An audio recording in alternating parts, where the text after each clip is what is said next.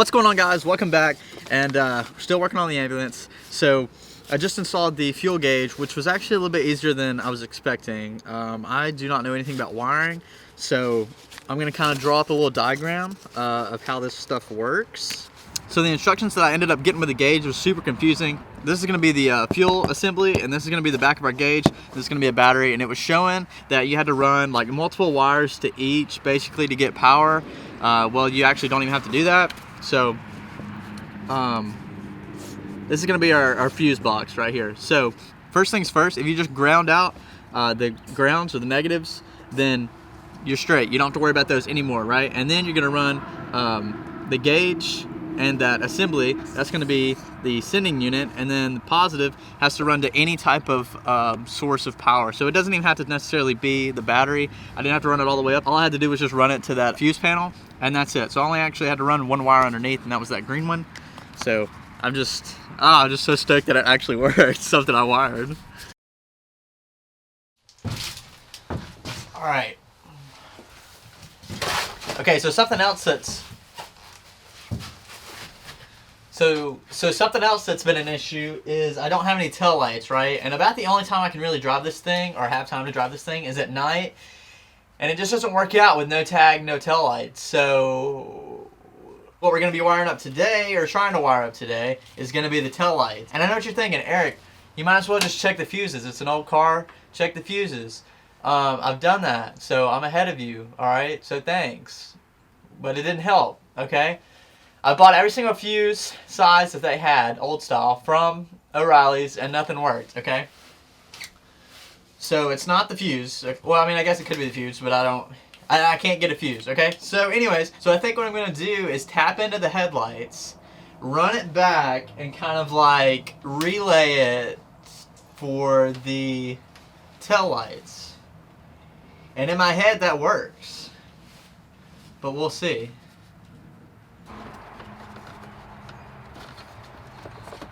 Alright, this isn't going to be as simple as I thought. There's a huge box behind this switch that's got 1,000 wires connected to it. Alright, going to have to come up with a new plan, I guess.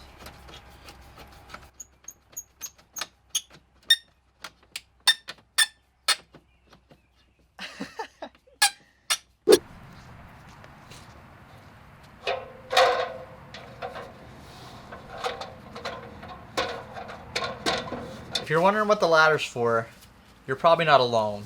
This van leaks very badly, okay? And the other day when it was like pouring down rain, I came in here and I sprayed all the areas with red spray paint. So that's what we're going to be doing now, since the wiring thing didn't really work out. Oh well, it doesn't matter. So going to try to fill in these leaks best we can. This roof part that's right over the door, it is so very badly rusted out. I don't even think that silicone's going to do anything. But I've got this marine silicone, which should work out pretty well. You know, it's supposed to go on like the bottom of boats and stuff. So, I don't know. We'll see how it works out.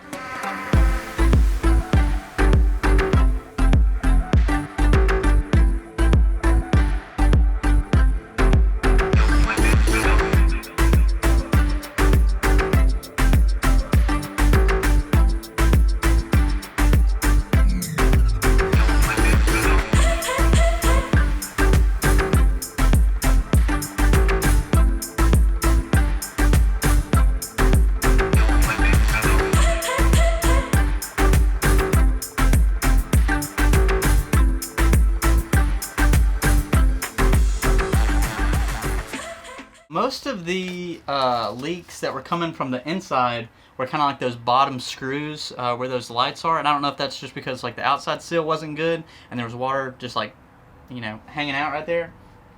The only other thing that I can't fix though right now is going to be this section right here where the door shuts, where you can just see light coming in right here. And I mean, I may try to do a little bit of silicone just on this edge where it's rusted. Yeah, this has been a major part though of where this thing's been leaking from. So I'm trying to go to a scrapyard, like I think it's called like Pick Apart or something like that, to see if they see if I can cut the back end off of another van. Try to put it on here.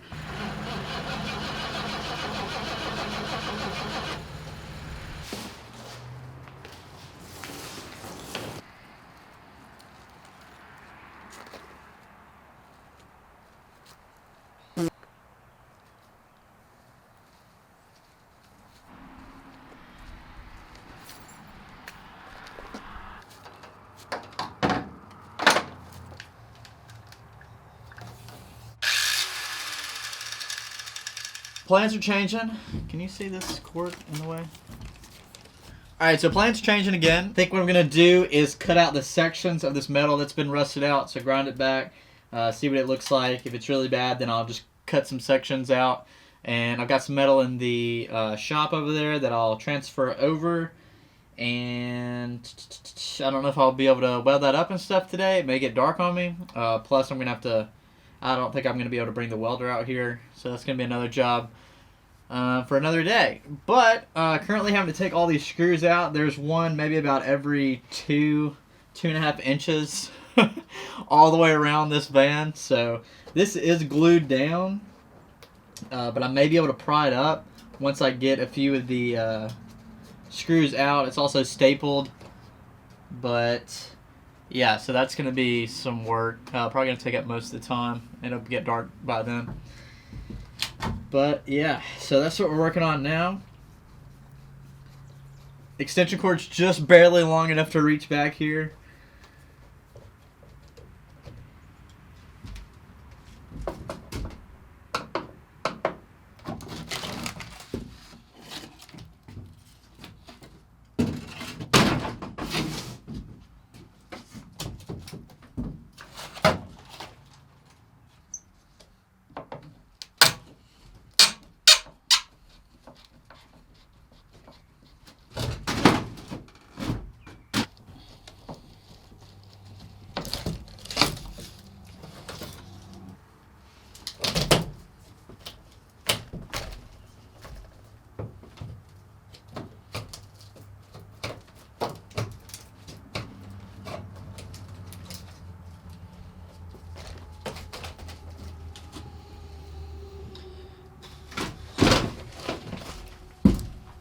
So got this whole side down right over here.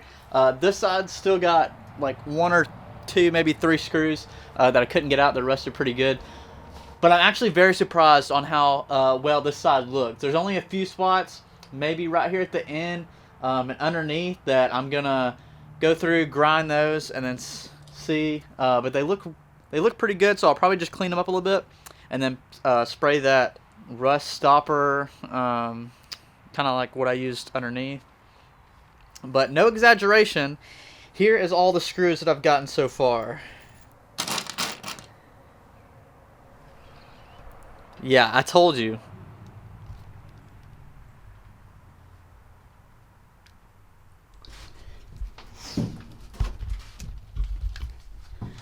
Alright, so this stuff right here isn't that bad, actually. What did I do with that spray?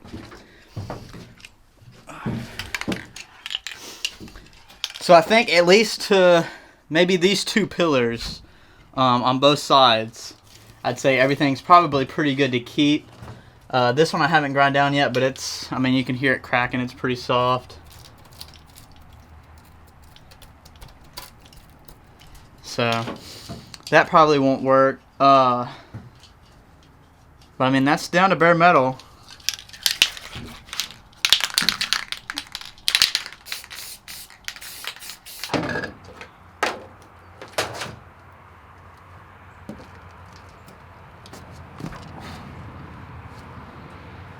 Well, I think that's all I'm going to have time for today. Yeah, we'll come back tomorrow morning and get after it again.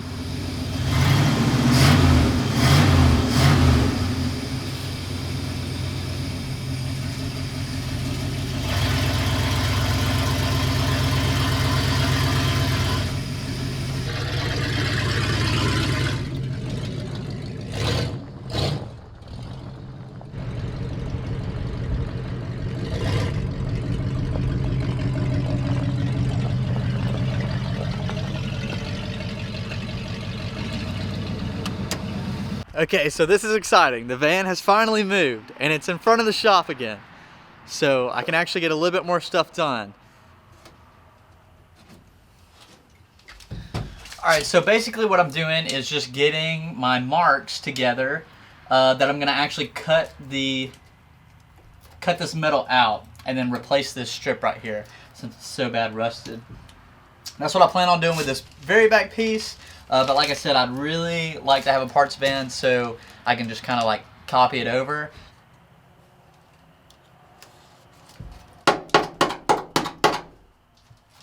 So the other day I actually just went ahead and finished doing the grinding spots. And this side's actually better than I thought, so I'm just going to paint it over with that rust enamel.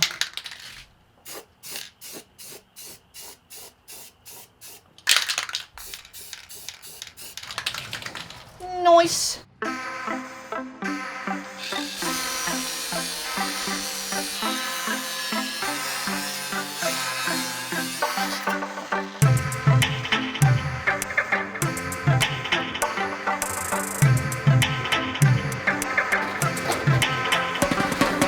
So this is actually just a pan off of Caleb's truck. So what I'm gonna do is take the piece that we cut out, lay it on here, trace it, and then I'll cut it out and we'll throw it up there.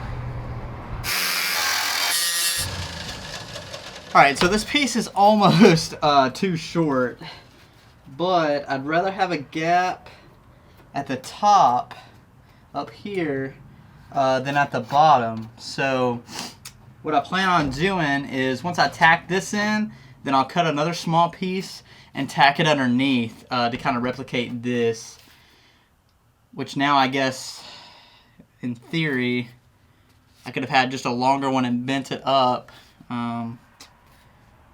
which probably would have been a good idea, but oh well.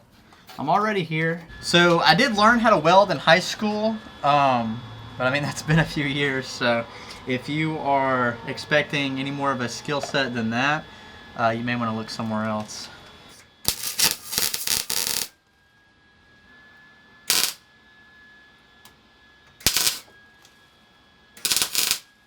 So this side actually did really well, just tacking it in, but this side just burnt through the whole thing. So I probably need to turn that machine down just a little bit. But yeah, so that's in there, that'll hold, and then when I throw that other piece down low, then that'll kind of support underneath.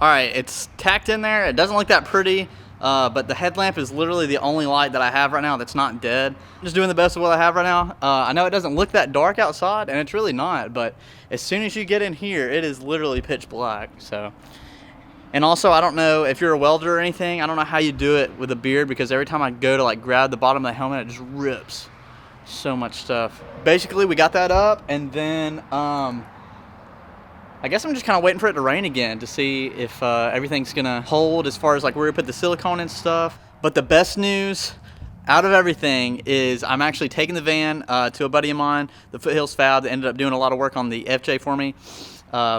He's gonna do some mechanic work on it, run some more fuel lines underneath, so we'll have the return line, everything will all be new. Basically set up for that second tank whenever I decide to put it in. Not sure yet, but yeah, so as soon as he does a little tune-up, maybe this thing will be ready to be dailied. So super stoked. Overall, very happy with it, and I'll see y'all on the next one. Peace.